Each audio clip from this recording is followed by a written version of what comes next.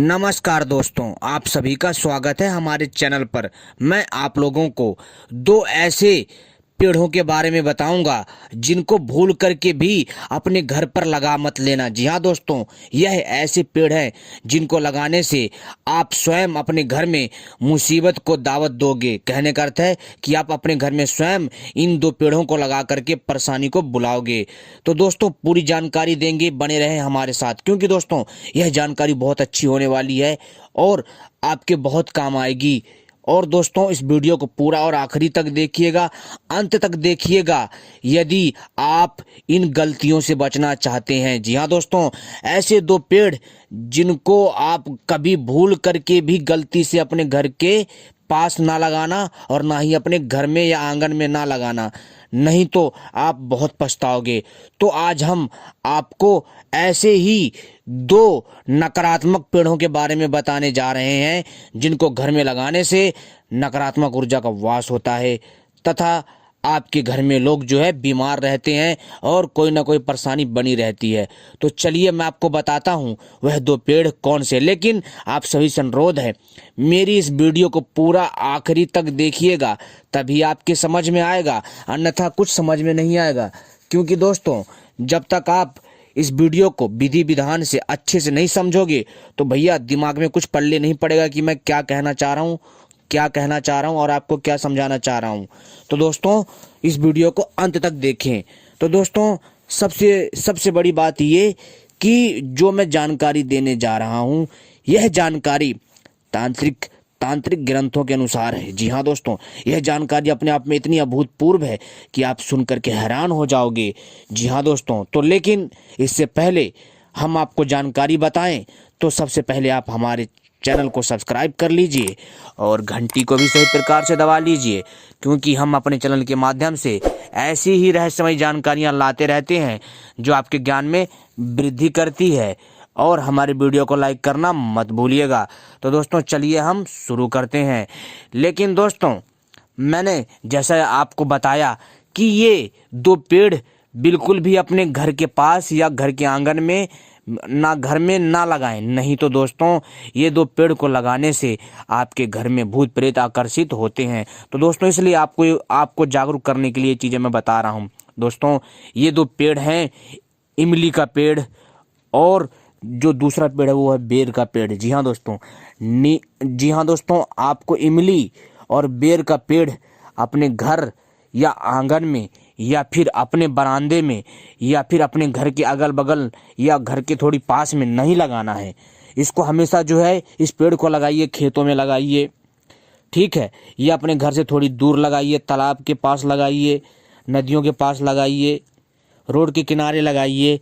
लेकिन दोस्तों इस पेड़ को आप जो है गलती से भी अपने घर में, घर के आंगन में, बरामदे में, घर के बगल में, घर के अन्य जगहों पर मत लगाइएगा। जी हाँ दोस्तों, नहीं तो आपको स्वयं इसका नुकसान उठाना पड़ेगा।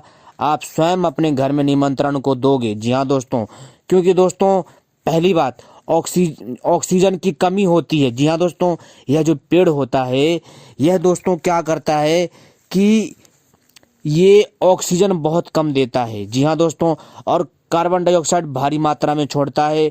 साथ ही साथ दोस्तों इस पेड़ में एक अजीब सी ऊर्जा का वास होता है, एक अजीब सी नकारात्मक ऊर्जा का वास होता है जो कि अच्छे अच्छे विद्वान को भी चकमा दे देती है। जी हाँ दोस्तों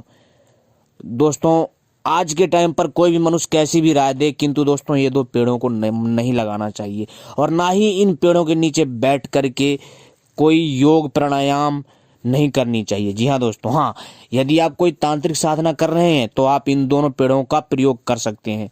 जी हाँ दोस्तों, आपकी जानकारी के लिए बता दूं, रात होते ही कोई भी पक्षी जो है इस पेड़ में नहीं रहता, यहाँ इस पेड़ से उड़ करके कहीं चला जाता है। जी हाँ दोस्तों, क्योंकि इस पेड़ पर जो जिस नकारात्मक ऊर्जा का वास होता है वो पक्षी भी डरते हैं। लेकिन कुछ पक्षी होते हैं जो रहते हैं, लेकिन बाकी अधिकतर पक्षी उड़ जाते हैं।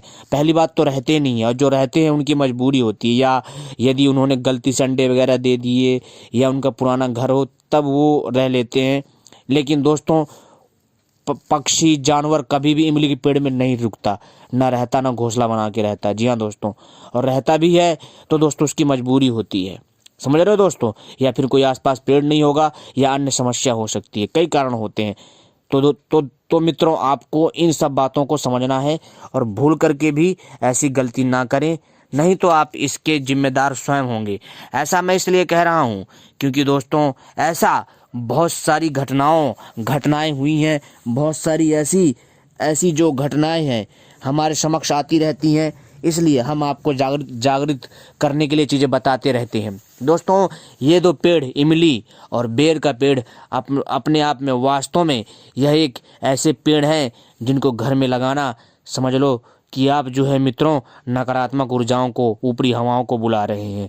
इसलिए भूल करके भी इन दोनों पेड़ों को मत लगाना, ठीक है। और मैंने आपको बता दिया है, यदि आपने अपने घर पे लगा करके गलती कर दी है और आपके घर में कोई ना कोई संकट बना रहता है, तो दोस्तों इस पेड़ को उखाड़ करके खेतों में लगा दीजिए, या फिर जंगली क्षेत्र में लगा दीजिए, या तालाब के किनारे, या कहीं अन्य जगह लगा दीजिए, ठीक है।